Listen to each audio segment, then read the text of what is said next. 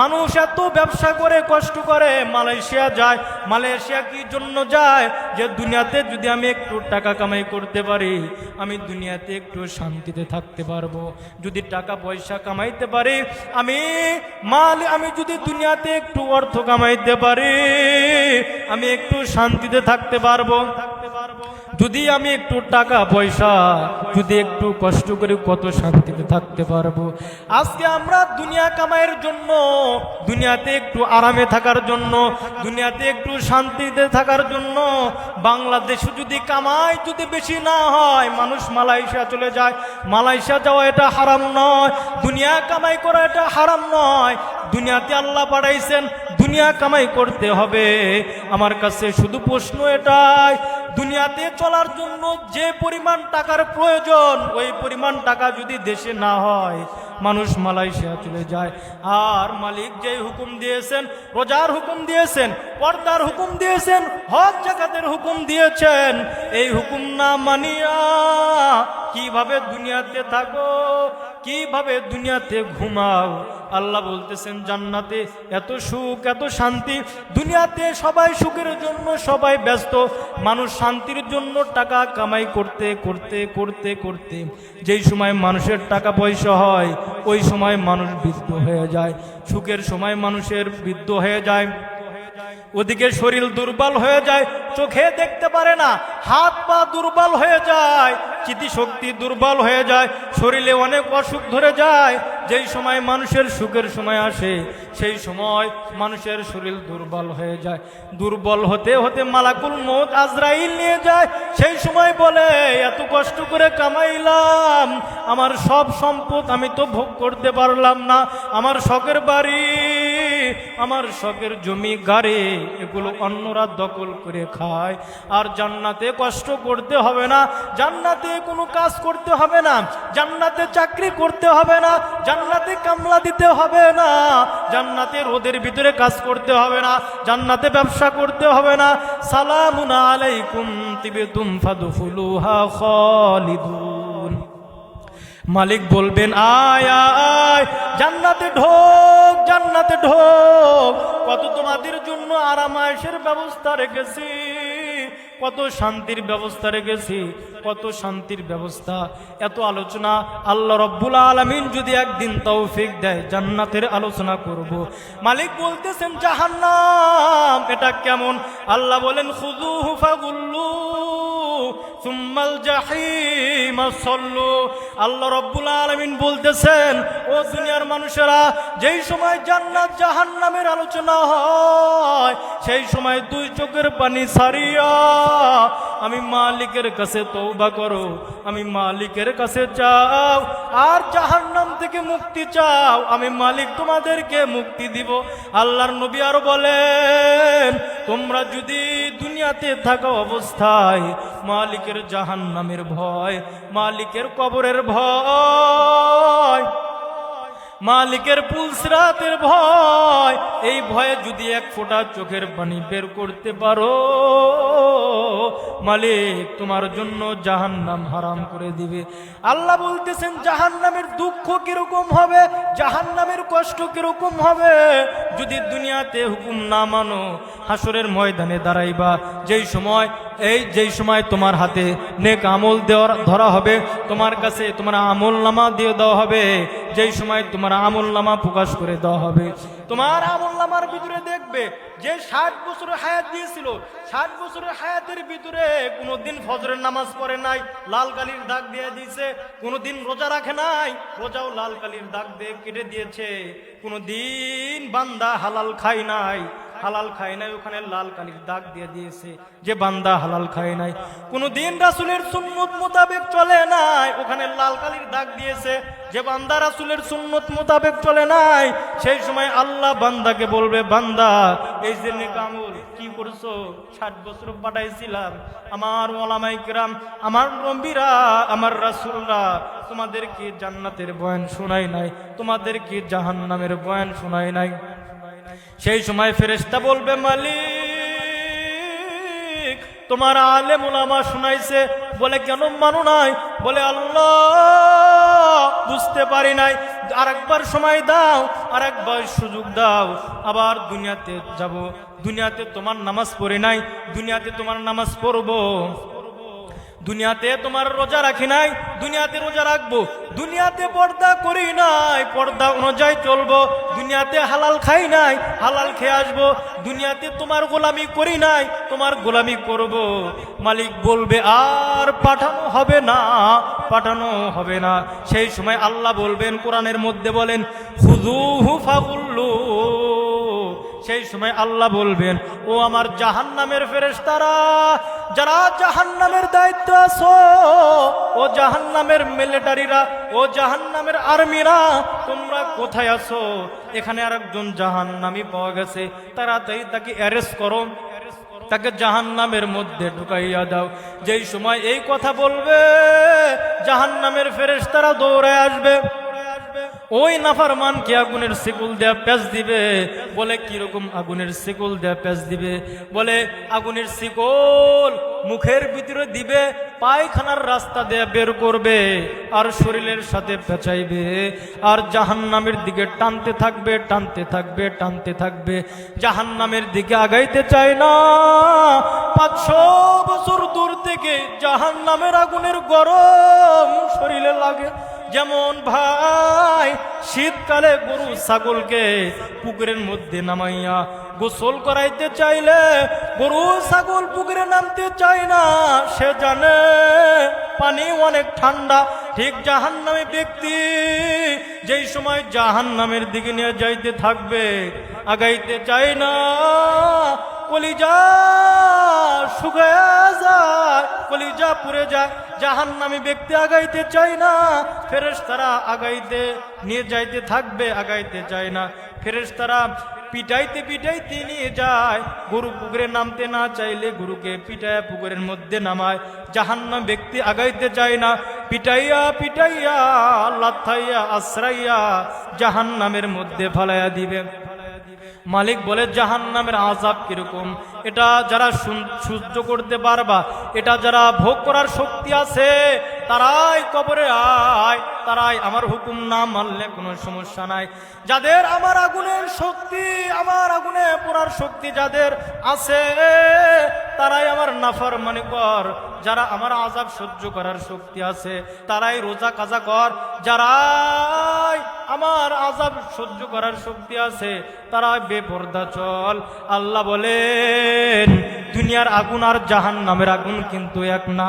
ও আমার ভাই, ও আমার পর্দার আড়ালের মা বোনেরা, খুব মনোযোগ দেয়া শুনিও মা। আজকে দুনিয়াতে তুমি কিভাবে চলছো? আল্লাহর হুকুম অনুযায়ী চলো না। আল্লাহ বলতেছেন, বান্দা, দুনিয়ার আর আগুন জাহান্নামের আগুন কিন্তু এক না। দুনিয়ার আগুন যদি জ্বালাইতে চাও, নরম নরম জিনিস ছাড়া দুনিয়ার আগুন জ্বালানো যায় না। কাগজ দিয়ে, খের কুটা দিয়ে, তোল ছাড়া দুনিয়ার আগুন জ্বলে না। আর আল্লাহ বলতেছেন, আমার জাহান্নামের আগুন কেমন? আল্লাহ বলতেছেন, আমার আগুন প্রথমে সূচনা করেছি, জ্বালাইছি মানুষ আর পাথর দ্বারা, পাথর দ্বারা আমি আগুন জ্বালাইছি। তাহলে কি পরিমাণ উত্তপ্ত আগুন, কি পরিমাণ কঠিন আগুন যে পাথর দ্বারা আগুন জ্বালাইছেন। আল্লাহ বলতেছেন, এই আগুন কে সহ্য করতে পারবে? এটা সহ্য করিয়ায়। কে সহ্য করতে পারবে? এটা সহ্য করিয়ায়। এই কথা মনোযোগ দিয়ে শুনিয়েন, এই কথা বলে শেষ করে দিব। মালিক বলতেছেন, কে সহ্য করতে পারবি? সহ্য করে আয়। কে সহ্য করতে পারবি? সে কবরে আমার নাফরমানি করিয়ায়। আল্লাহ বলতেছেন, তোমরা যারা আমার নাফরমানি করো, তাদের কি পরিমাণ আগুনের শাস্তি, কি পরিমাণ তোমরা জানো। তোমাদেরকে যেই সময় ওই আগুনের মধ্যে রাখবে, ও আমার ভাই, দুনিয়ার আগুন যদি এক হাতে লাগে, ওই হাতটাই পড়ে, অন্য হাত আর পড়ে না। আর মালিক বলতেছেন, বান্দা, আমার আগুন কেমন? তোমার যদি এক হাতে লাগে, কলিজা ভুনা করে ফালাইবে। আমার আযাব সহ্য করার শক্তি কোনো মানুষের নাই, কোনো মানুষের নাই। সর্বশেষ যেই বান্দা জাহান্নাম থেকে জান্নাতে আসবে, সর্বশেষ যেই বান্দা যার ভিতরে যাররা পরিমাণ ঈমান আছে সেই যেই সময় জান্নাত জাহান্নাম থেকে বের হবে সেই সময় ওই আল্লাহর বান্দা জাহান্নামে হাজার হাজার শত শত কোটি কোটি বছর জাহান্নামে পুড়তে পুড়তে পুড়তে পুড়তে একেবারে কয়লা হয়ে গেছে, জাহান্নামের সাথে একেবারে মিশে গেছে, ছোট্ট হয়ে গেছে। শুধু জাহান্নামের ভিতর থেকে আল্লাহ আল্লাহ আল্লাহ আল্লাহ ডাক আওয়াজ শোনা যায়। সেই হইতেছে একজন নাফরমান, নামাজ পড়ে নাই। আল্লাহ রাব্বুল আলামিন বলতেছেন, ফেরেশতা জাহান্নাম থেকে কে আমাকে ডাকে, কে আমার নাম জপে।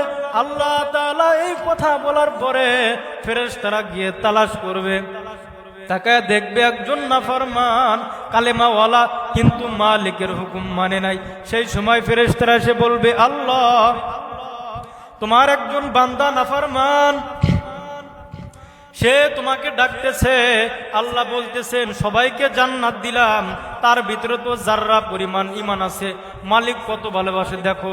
মালিক আমার আল্লাহ আমার মার চাইতেও বেশি ভালোবাসে, আমার আল্লাহ আমার বাবার চাইতেও বেশি ভালোবাসে, আমার আল্লাহ আমার স্ত্রীর চাইতে আমাকে বেশি ভালোবাসে, আমার আল্লাহ আমার ছেলে সন্তানের চাইতে বেশি ভালোবাসে, আমার মালিক দুনিয়ার মানুষের চাইতে বেশি ভালোবাসে।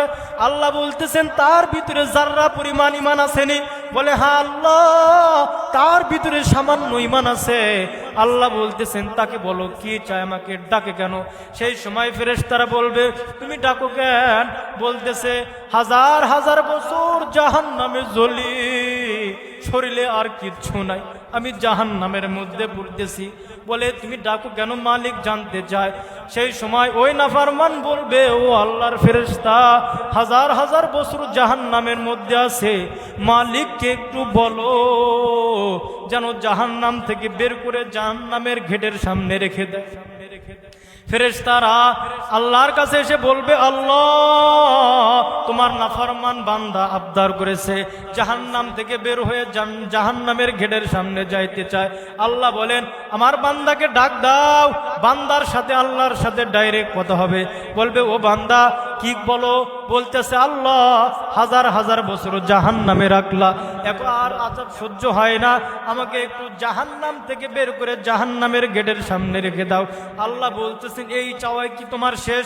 আর কি কোনো কিছু চাইতে পারবা না? আর কোনো আবদার করতে পারবা না? সেই সময় বান্দা বলবে, মালিক আর কিচ্ছু চাই না, শুধু আমাকে এখান থেকে বের করো। আল্লাহ ফেরেশতাদেরকে বলবে, জাহান্নাম থেকে বের কর, জাহান্নামের গেটের সামনে রাখ। যেই সময় জাহান্নামের গভীর থেকে বের করে জাহান্নামের গেটের সামনে রাখবে, সেই সময় ওই বান্দা জাহান্নামের বাহিরে দেখবে মাঠের ভিতরে একটা গাছ, একটা বিশাল গাছ, গাছের নিচে ছায়া। সেই সময় ওই বান্দা ওই গাছের দিকে তাকাইয়া দেখবে মালিক ওই বান্দাকে জান্নাতে নিবে। মালিক নিজেই বাহানা শুরু করে দিয়েছে, আল্লাহু আকবার। মালিক নিজেই তার নাম জপার সুযোগ ওই বান্দাকে দিছে। সেই সময় ওই বান্দা আল্লাহকে ডাক দিয়ে বলবে, মালিক তোমার কাছে আর একটা জিনিস চাই। বলে, কি চাও? বলে, আমি ওই যে জাহান্নামের বাইরে মাঠের ভিতরে একটা গাছ দেখা যায়, আমি ওখানে যাইতে চাই। আল্লাহ বলবেন, ও বান্দা এই মাত্র বললা আর কিচ্ছু চাইবা না, আবার কেন আবদার করতেছো? সেই সময় বান্দা বলবে, মালিক আর কিচ্ছু চাবো না। আল্লাহ বলবেন, এটাই কিন্তু শেষ ওয়াদা। বান্দা বলে, মালিক এটাই শেষ ওয়াদা। সেই সময় বান্দাকে গাছের ছায়ার নিচে নেবে। সেই সময় আল্লাহ রব্বুল আলামিন ফেরেশতাদেরকে চুপে চুপে বলবে, জান্নাতের গেট বান্দার সামনে হাজির করে দে, বান্দাকে জান্নাতে নিব। সেই সময় বান্দা গাছের ছায়া তলে থাকবে, আর দূরে তাকাইয়া দেখবে জান্নাতের গেট দেখা যায়। সেই সময় বান্দা আল্লাহকে ডাক দিয়ে বলবে, মালিক ওই যে দূরে দেখা যায় জান্নাতের গেট, ও মালিক আমি একটু জান্নাতের গেটের সামনে যাইতে চাই। মালিক বলবে বান্দা আমার কাছে এই মাত্র ওয়াদা করলা, আর কোনো কিছু চাইতে পারবা না, আবার জান্নাতের গেটের সামনে যাইতে চাও কেন? বান্দা বলবে মালিক আর কিচ্ছু চাবো না, শুধু আমাকে জান্নাতের গেটের সামনে নাও। আল্লাহ রব্বুল আলামিন জান্নাতের গেটের সামনে নিবেন আর বলবেন আর কোনো কিন্তু তোমার ওয়াদা, আর কোনো কিছু তোমার চাওয়া। যেই সময় জান্নাতের গেটের সামনে নিবে আল্লাহ চুবে চুবে জান্নাতি ফেরেশতাদেরকে বলবে তাড়াতাড়ি জান্নাতের গেট খুলে দে, জান্নাতের নাজ নিয়ামত তাকে দেখার সুযোগ করে দে। যেই সময় জান্নাতের গেটের সামনে যাবে জান্নাতের গেট খুলে দিবে, জান্নাতের নাজ নিয়ামত দেখবে। সেই সময় বান্দা আল্লাহকে আবার ডাক দিয়ে বলবে মালিক জাহান্নামের ভিতর থেকে জান্নাত পর্যন্ত আল্লাহ ও মালিক জান্নাতে কি হইতেছে তা তো আমি দেখতেছি, আমার মনে চায় জান্নাতের ভিতরে ঢোকার জন্য। ও মালিক জান্নাতে আমাকে ঢোকার তৌফিক দাও। আল্লাহ বলবে বান্দা এক জাহান্নাম থেকে এই পর্যন্ত আসলা, শুধু ওয়াদা করলা আর ওয়াদা ভাঙলা, জান্নাতে গিয়ে আর কি কোনো আবদার আছে নাকি? ফেরেশতা বলবে না মালিক জান্নাতে গিয়ে শুধু আমাকে একটা টেবিল দিও আর একটা চেয়ার দিও, আর কিচ্ছু লাগবে না, আর কিচ্ছু চাই না। আল্লাহ রব্বুল আলামিন যেই সময় জান্নাতের ভিতরে ঢুকাইবেন, জান্নাতের ভিতরে যেই সময় বান্দা ঢুকবে, বান্দা জান্নাত তাকাইয়া দেখবে, ডানের দিকে তাকাইয়া দেখবে এত সুন্দর নিয়ামত, বামের দিকে তাকাইয়া দেখবে এত সুন্দর নিয়ামত। বর্তমান বড় লোকদের বাসায় যদি ঢোকা হয় কি সুন্দর করে সাজা রাখছে, ওটা কিছু না, কিছু না জান্নাতের সামনে, ওটা কিছু না। বান্দা ডানের দিকে তাকাইয়া দেখবে এই ঘর বানাইছে, ঘরের ইট হইতেছে স্বর্ণ, ইট স্বর্ণ দিয়ে বানাইছে, রূপো দিয়ে ইট বানাইছে। বান্দা চতুর্দিকে দেখবে আর বান্দা তাকাইয়া থাকবে, তাকাইয়া থাকবে, বান্দা তাকাইয়া থাকবে। সেই সময় আল্লাহ বলবেন জান্নাতে দিলাম আর কিচ্ছু চাও নাকি? বলে মালিক আর কিচ্ছু চাই না। বলতেছে মালিক এইটুক জায়গা দিলে আমার তাই হবে, আর কিচ্ছু চাই না। আল্লাহ বলতেছেন যেই দুনিয়াতে থেকেছো ওই দুনিয়ার 10 দুনিয়ার জান্নাত তোমাকে আমি দিয়ে দিলাম। আলহামদুলিল্লাহ রাব্বিল আলামিন, والصلاة والسلام على آله وأصحابه أجمعين. ربنا ظلمنا أنفسنا وإن لم تغفر لنا وترحمنا لنكونن من الخاسرين. اللهم أجرنا من النار، اللهم أجرنا من النار. اللهم إني أسألك رضاك والجنة والفردوس. لا إله إلا الله وحده لا شريك له، له الملك وله الحمد يحيي ويميت وهو على كل شيء قدير. ربنا هب لنا من أزواجنا وذرياتنا قرة أعين واجعلنا للمتقين إماما. رب هب لي من الصالحين، رب هب لي من الصالحين، رب هب لي من الصالحين. আয় আল্লাহ রব্বুল আলামিন, আল্লাহ গভীর রাত হয়ে গেছে, আল্লাহ তোমার বান্দারা এখানে তোমার দ্বীনের কথা শুনেছে। আয় আল্লাহ যারা দ্বীনের কথা শুনলো মালিক তুমি সকলকে হেদায়েত নসিব করো আল্লাহ। আয় রব্বে কারীম, আল্লাহ জীবনে গুনাহ তো কম করি নাই। আয় আল্লাহ আমাদের গুনার কারণে হাত নাপাক হইয়া গেছে, আমাদের গুনার কারণে আমাদের পা নাপাক হইয়া গেছে, আমাদের গুনার কারণে আমাদের চক্ষু নাপাক হইয়া গেছে, আমাদের গুনার কারণে আসমান জমিন নাপাক হইয়া গেছে। আয় আল্লাহ গুনাহ এত পরিমাণ করেছে যে তোমার কাছে তওবা করতে লজ্জা করে আল্লাহ। আয় আল্লাহ কতবার তোমার কাছে তওবা করলাম আর কতবার তওবা ভাঙলাম। আয় আল্লাহ আবার তওবা করতেছি মালিক, তোমার কাছে আবার তওবা করতেছি আল্লাহ, তুমি আমাদের সকলের গুনাহ মাফ করে দাও আল্লাহ। আয় আল্লাহ, তুমি যদি মাফ না করো মালিক, কে আমাদের গুনাহ মাফ করবে? কে আমাদেরকে জান্নাত দিবে? কে আমাদেরকে জাহান্নাম থেকে ফিরাইবে?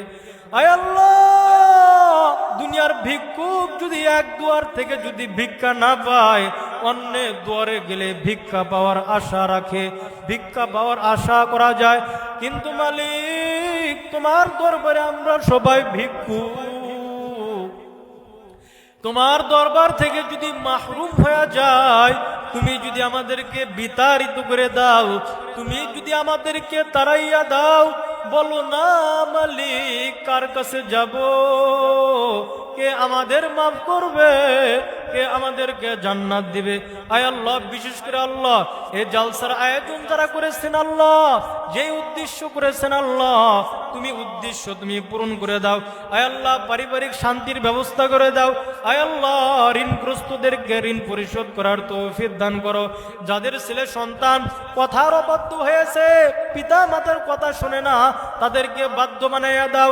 আয় আল্লাহ, বেকারকে কর্মসংস্থান দান করো। আয় আল্লাহ, সকলের হালাল উপার্জন বৃদ্ধি করে দাও। সকলকে নেক সন্তান দান করো। আয় আল্লাহ, সকলকে নেক সন্তান দান করো আল্লাহ। আয় আল্লাহ, বুড়াদের মুরব্বীদেরকে আল্লাহ হযরত আবু বকরের মতো কবুল করে নাও। আয় আল্লাহ, হযরত আবু বকরের মতো কবুল করে নাও। আয় আল্লাহ, যুবকদের হযরত হানজালার মতো কবুল করে নাও। রব্বে কারিম, আল্লাহ যা চাইলাম তাও দাও, যা চাইতে পারলাম না তাও দাও। আয় আল্লাহ, যারা আমাদের মধ্যে অসুস্থ আছে সকলকে সেবা দাও, সকলকে সুস্থতা দান করো। সুবহান রাব্বিকা রব্বিল ইজ্জাতি আম্মা ইয়াসিফুন ওয়া সালামুন আলাল মুরসালিন। আমিন। ওয়ারহামনা মাহুম বিরহমাতিকা ইয়া আরহামার রাহিমিন। আসসালামু আলাইকুম ওয়া রাহমাতুল্লাহি ওয়া বারাকাতুহু।